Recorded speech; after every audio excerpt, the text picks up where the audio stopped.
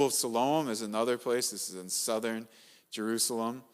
And this is the healing of the blind man. This was fairly recently discovered, 2004. The Pool of Siloam actually has what's called the lower pool, this one, from around the time of Jesus, and the upper pool that was put in place when Hezekiah carved the new tunnel. Well, now this whole pool is going to be excavated, so you'll be able to see the entire thing, and most likely it is totally preserved, because what has been excavated so far is you can see all the steps and the different levels of the pool there. So that will be quite the sight pretty soon. Another thing that we could connect to miracles was Jesus' prophecy about the destruction of Jerusalem and the temple by the Romans. Luke 19, 43 and 44 especially. He talks about the siege of Jerusalem and about leveling the city, not leaving not one stone upon another. And then, of course, he also talks specifically about the temple being destroyed. Well, if we go to archaeology, we go to Roman history, we see Jerusalem was besieged by the Romans. They destroyed the city. They completely obliterated the temple. And on the right there, you see some of the stones that were up on the Temple Mount from the buildings there that were pushed off of that platform. And they've just left some of them there today for people to see the remnants of that destruction rather than clearing them all. Another miracle was the raising of Lazarus. Now, there is a traditional tomb of Lazarus in Bethany. Maybe it's the right one. It is a first century tomb of the correct type.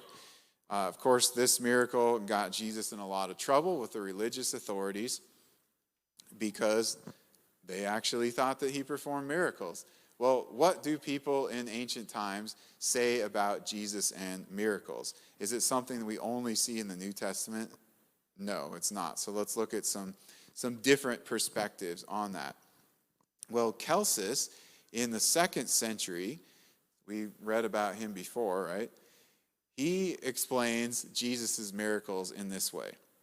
He talks about how Jesus had gone to Egypt, and then he says, Jesus, having there acquired some miraculous powers on which the Egyptians greatly pride themselves, returned to his own country, highly elated on account of them, and by means of these proclaimed himself a god. So Celsus says, yeah, he performed miracles. His explanation is that he learned the magic of the Egyptians in order to do it. He also, by the way, says that Jesus claims he was God. So he knows about that. I don't know if you've ever heard this claimed, but there are a lot of teachers and even scholars who say things like, Jesus in the Gospels never claimed to be God. I mean, that sounds ridiculous, right? But it's actually out there quite a bit. Well, even Celsus, who hated Christianity, he knows that Jesus said that he was God. All right, so he doesn't deny the miracles of Jesus. Here's another source, Justin Martyr. He's writing to the emperor Antoninus Pius, and he says that Jesus performed these miracles, you may easily be satisfied from the acts of Pontius Pilate. So he's saying to the emperor, you can go look at your own official Roman records, and you can see that some of the miracles of Jesus are recorded in there. Now, Justin Martyr was a Roman who originally was a pagan, but he converted to Christianity, and then he became sort of the first apologist, or at least one of the earliest ones. And he is saying that you can look at the Roman records. Like, he's not appealing to Christian sources even. He's saying, look at what your own Roman official records say. And then you can find out about that. Some sources from Judaism, like the Mishnah, they talk about Jesus allegedly practicing sorcery or magic through the power of the devil, and that he led Israel astray.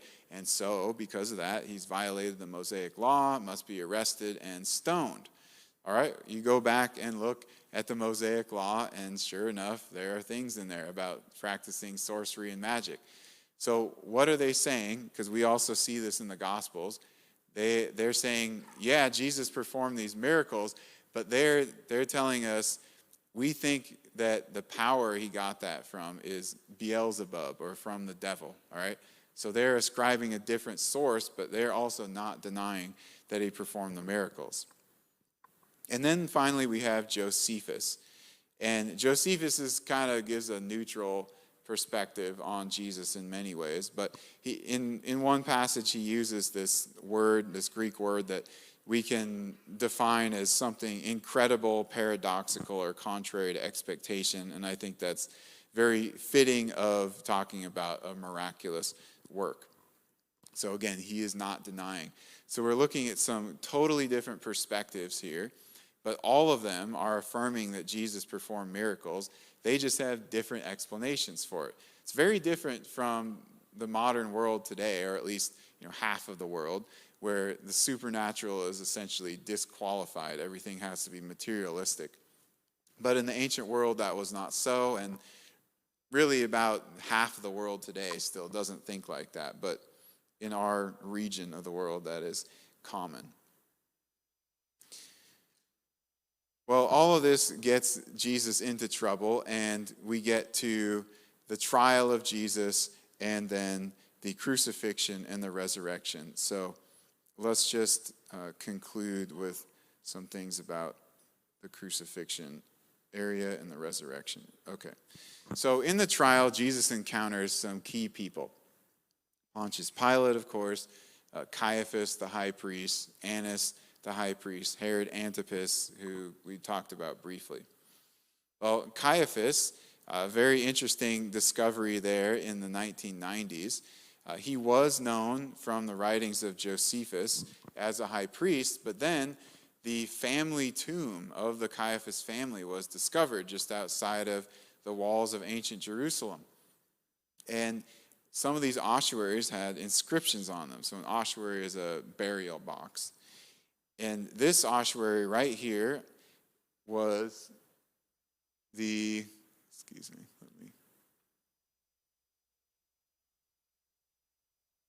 this ossuary here was the most elaborate that they found in the tomb. Actually, it's one of the most elaborately decorated ossuary, period. But it had an inscription on it that said, Joseph, son of Caiaphas, in Aramaic. So that was his full name.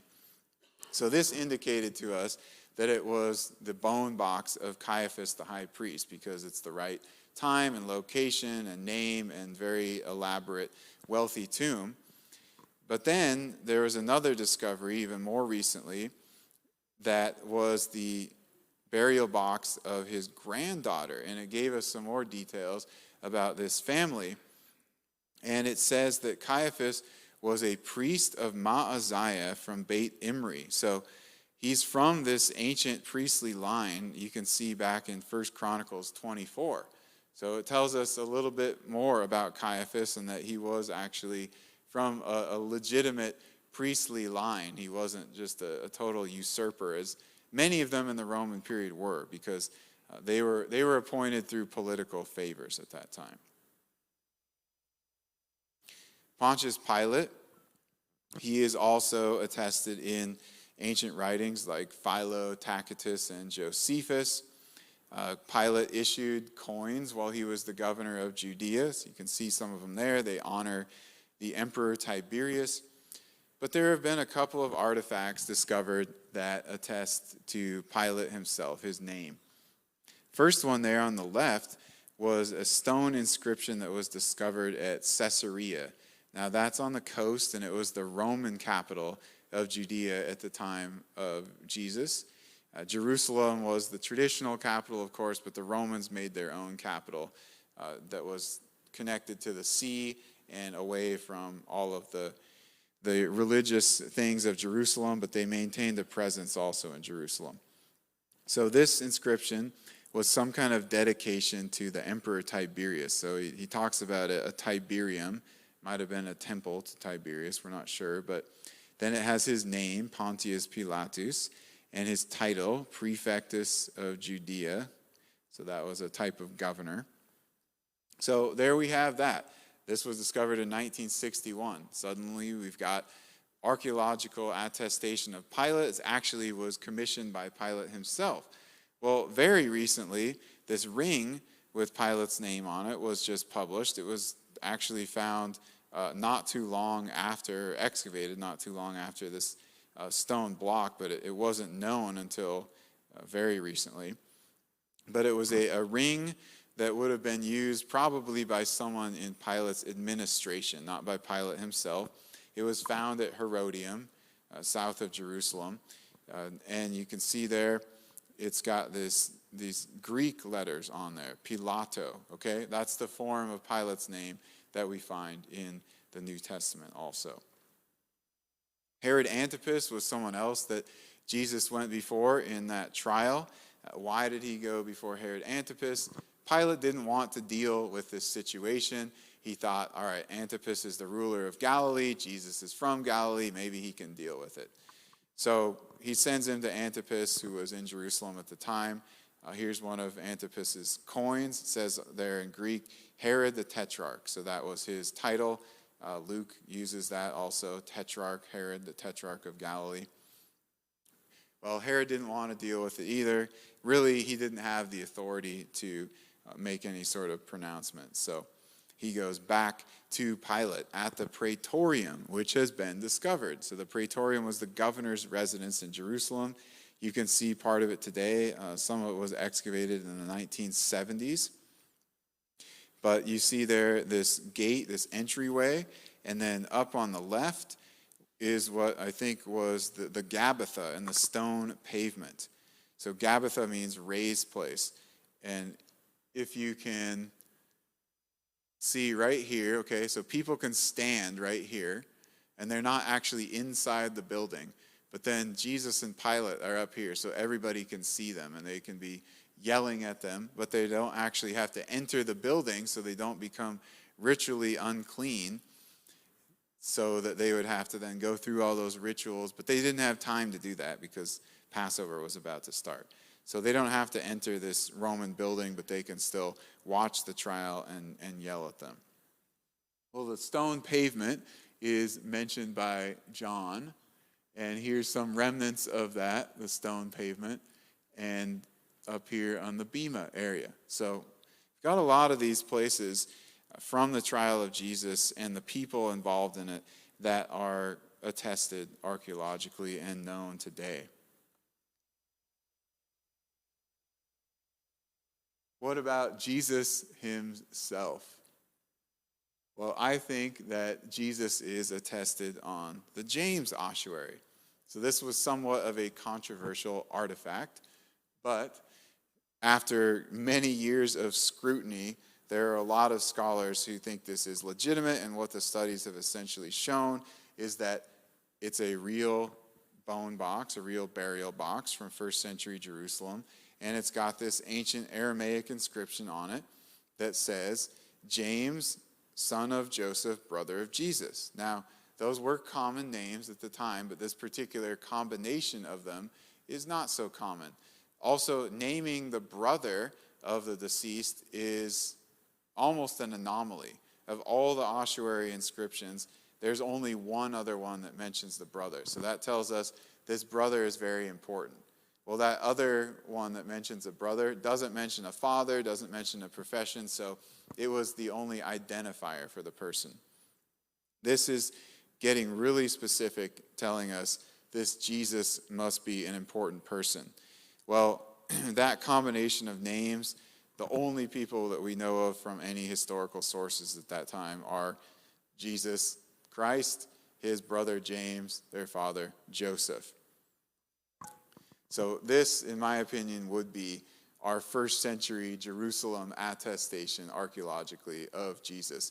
And even more recently, there's another inscription that was found, comes from the late first century, maybe 50 AD or so. It was found in the harbor of Alexandria.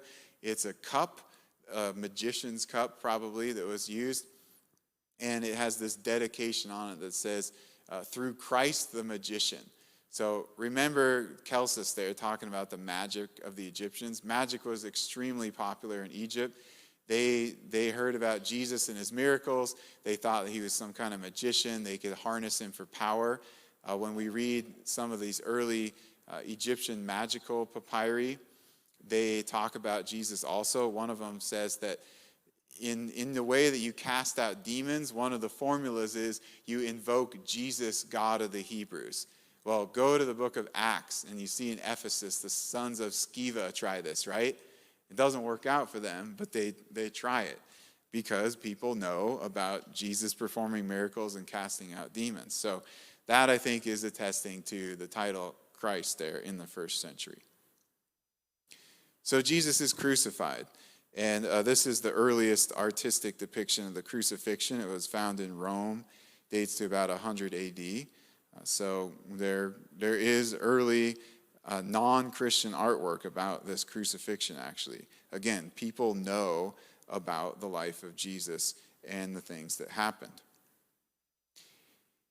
We see it recorded in some early Roman sources like Tacitus from about 115 AD. He says, "The persons commonly called Christians who were hated for their enormities, Christus, the founder of the name, was put to death by Pontius Pilate, procurator of Judea in the reign of Tiberius." Serapion, who we looked at before, mentions the execution of Jesus. Lucian, who also was very anti-Christian, talks about Jesus being crucified in Palestine. He uses Palestine rather than Judea because by his time they changed the name of the province. So people know about the execution, the crucifixion of Jesus. And then Jesus is buried. Where is he buried? We'll finish with this. I would say he was buried in the tomb that's in the Church of the Holy Sepulchre. Why? All right, well, first we talked about these early Byzantine churches and Hadrian being involved in trying to obscure these locations. So there was a Christian tradition going back to the time of Jesus. And there's early writings about this. But if we look at some of the details of the tomb, there's some very specific things that not only match, but are unique. So this is the type of tomb that it was. Go back one slide. This is the type of tomb that it was. It's an Archaeology tomb, so it's carved into the rock, and then you have the rolling stone that seals the tomb. These were for wealthy families. So this is a tomb of the Herodian family, at least that's what it's called. It's the only one of this type in Jerusalem from the first century that's still preserved in a way that you can see everything. That's why I use it as an example. This is inside the tomb of Jesus. So this is the burial bench, or specifically, that is some marble pieces that are laid directly over the burial bench. When National Geographic did some remodeling and restoration of the tomb, they removed those pieces, and so for the first time in centuries, you could actually see the limestone burial bench, the original one that was carved. This gives you a top-down view of the tomb. Oops, sorry.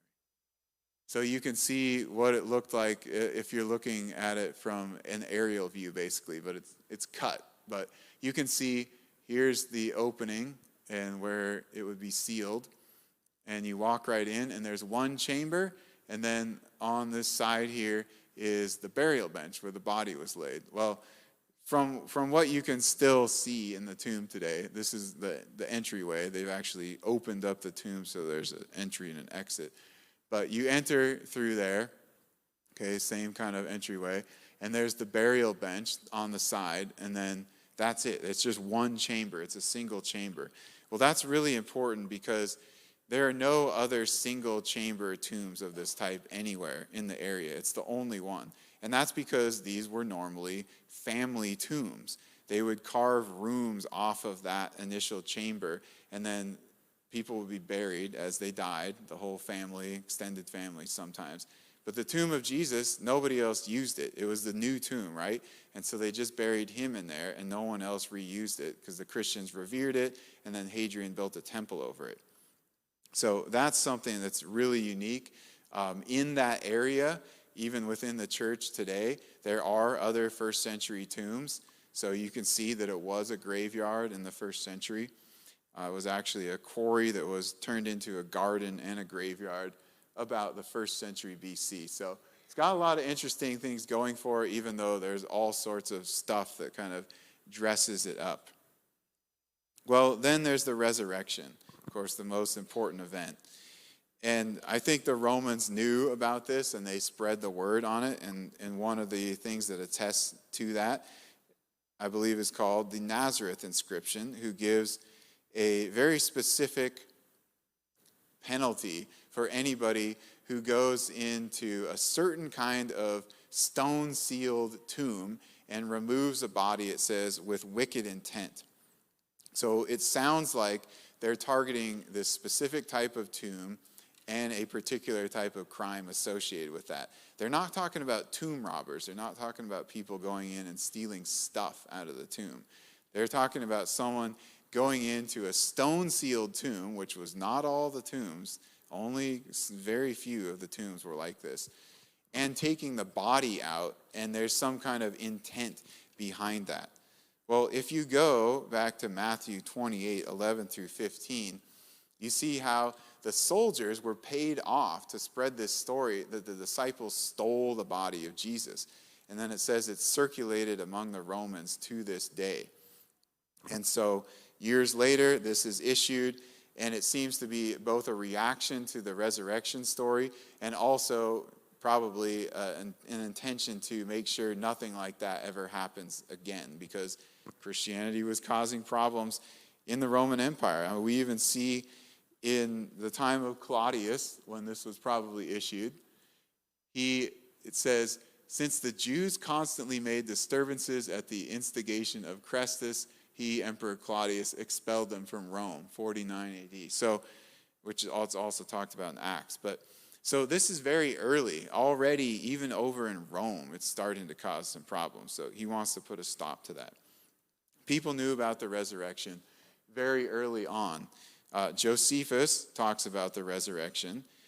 Now, if you go to what's called the Agapius version, it doesn't sound so Christianized. He doesn't say he believes that Jesus is the Messiah, but what he does say is he says, they reported that he had appeared to them 3 days after his crucifixion, that he was alive. Accordingly, he was perhaps the Messiah. All right, so he's just reporting what other people said, but he knows about it. We could also go to Tacitus. He talks about these rumors, and then he talks about this mischievous superstition of the resurrection in Christianity. Repressed for a time, broke out again, not only through Judea, but through the city of Rome also. So it's going everywhere. It's causing problems. So what do we see? Many, many aspects of the Gospels are corroborated by archaeological evidence. If it's locations, if it's inscriptions about people, titles, events, then we see these ancient historical sources that are talking about Jesus, and they're talking about different parts of his life. All of them are attesting that these things actually happen. What is the main difference then? The main difference is who they're attributing the miracles to, and if they actually believe that the resurrection happened rather than people are just saying that it did. But from an archaeological and historical perspective, we can tell people, yeah, there's evidence that these things happen. Now, when you get to the supernatural and the theological, that's where you can't prove it with history. But you can say, these sources, the Gospels, have been shown to be reliable in the ways that we can check them. So we have lots of reasons to trust them in their theological and supernatural claims. All right, well, we will conclude with that, and I'll be happy to take any questions about this content or really anything related to biblical archaeology.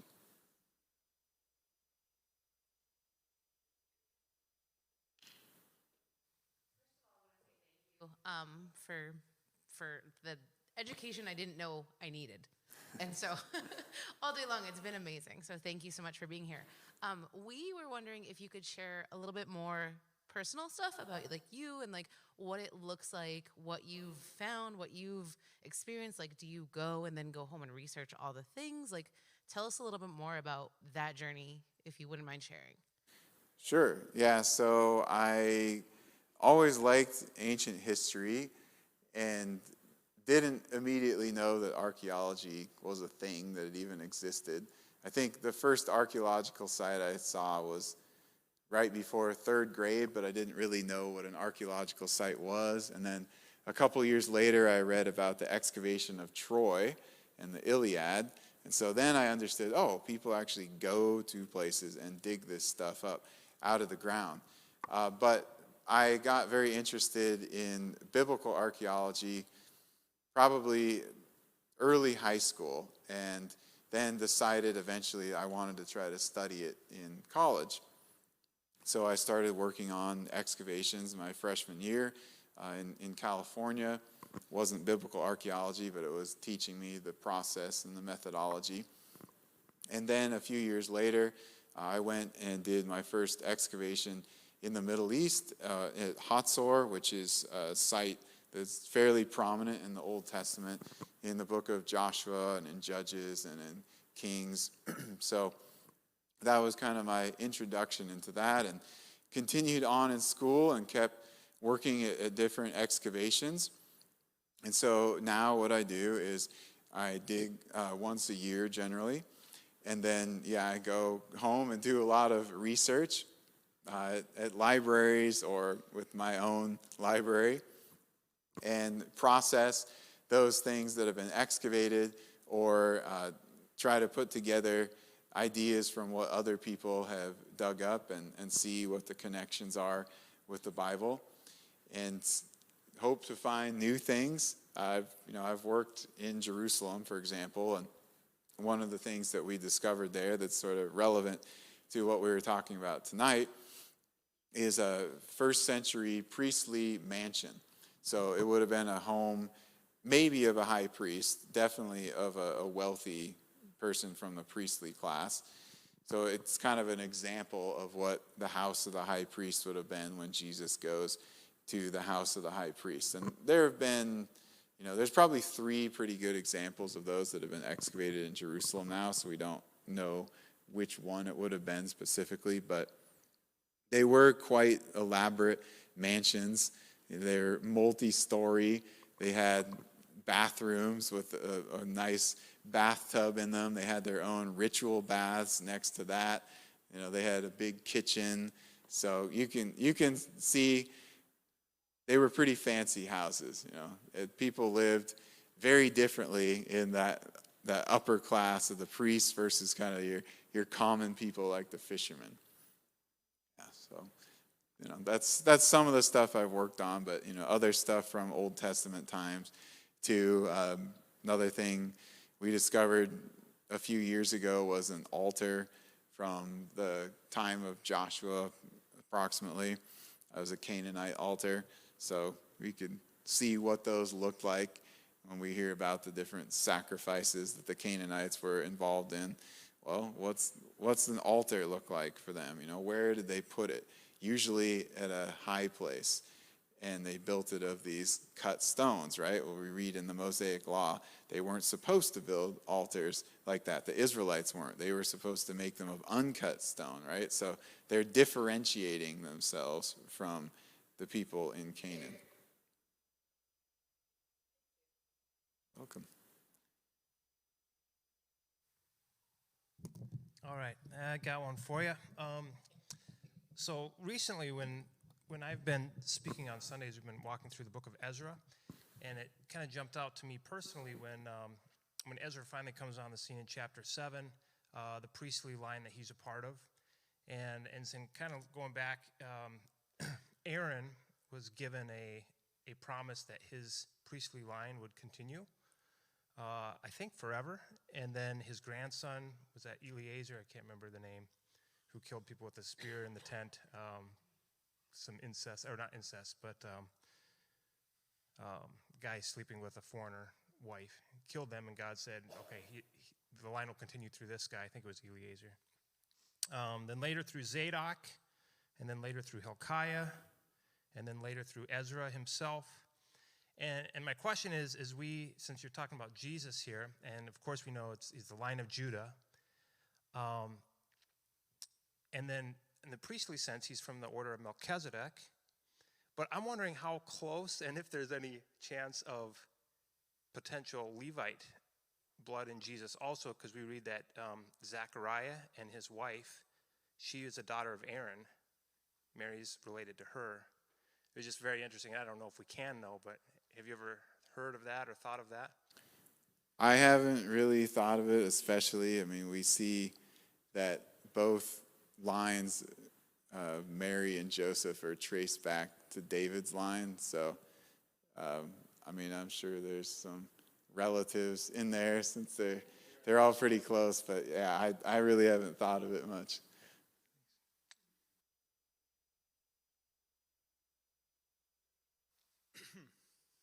All right. So I did a little archaeology in Israel myself, and while I was there, I noticed that we were getting a lot of political pushback. The Israeli Antiquities Authority. The chatter was that they were more afraid of what they would find rather than give us permits to go and find things.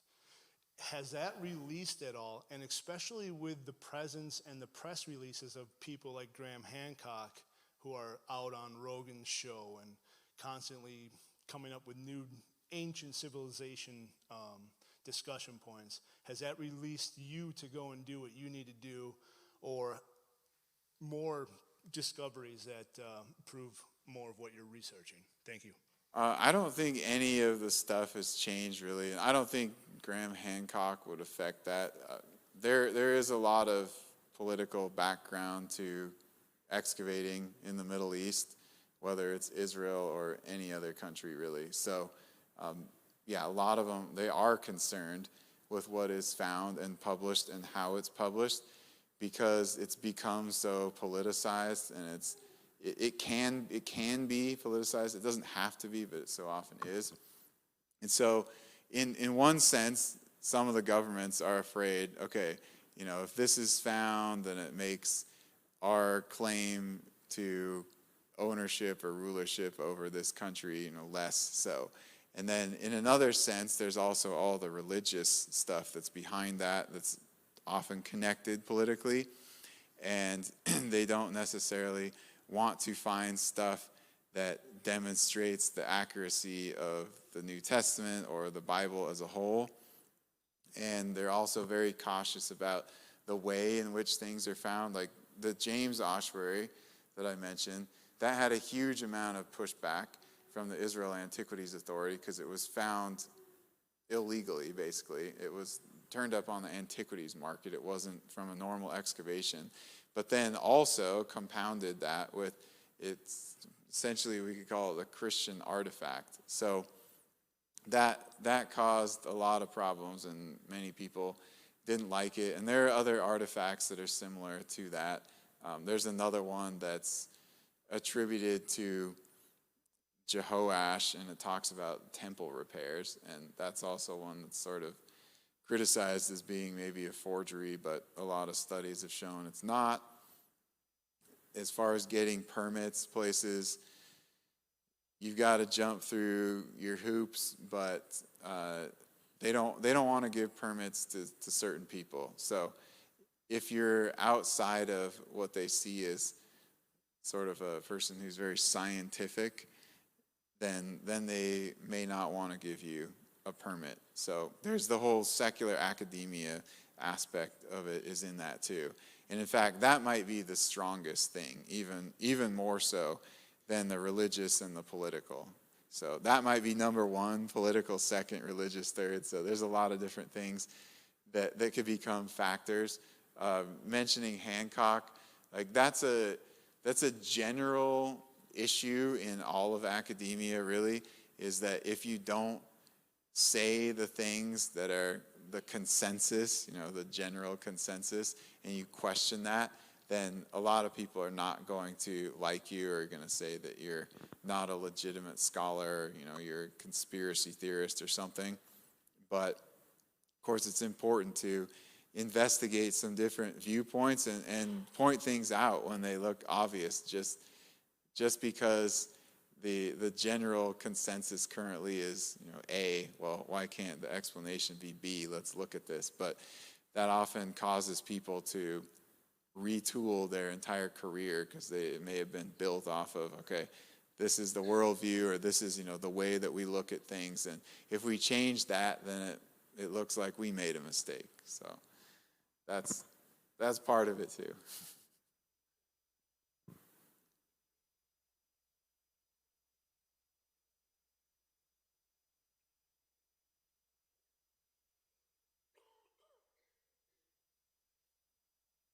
All right. Well, if there's no other questions, I guess we can wrap it up. I'll be glad to answer one if you want to ask me out there, but let's just conclude then in prayer. Heavenly Father, we thank you that we're able to gather here and we're able to study the Gospels, study the evidence outside of the Bible about the life of Jesus that confirms the historical reliability of those books, of many of the people, places, and events in the life of Jesus, and just shows us that our faith is built on historical reality, and that for those who question, why should they believe the Gospels? Why should they believe Christianity? That there are many reasons out there. These are just some of them, and hopefully we can give the answers and remember some of this type of material and other things. We thank you for sending your Son, Jesus, for salvation through him. And we pray these things in Jesus' name. Amen.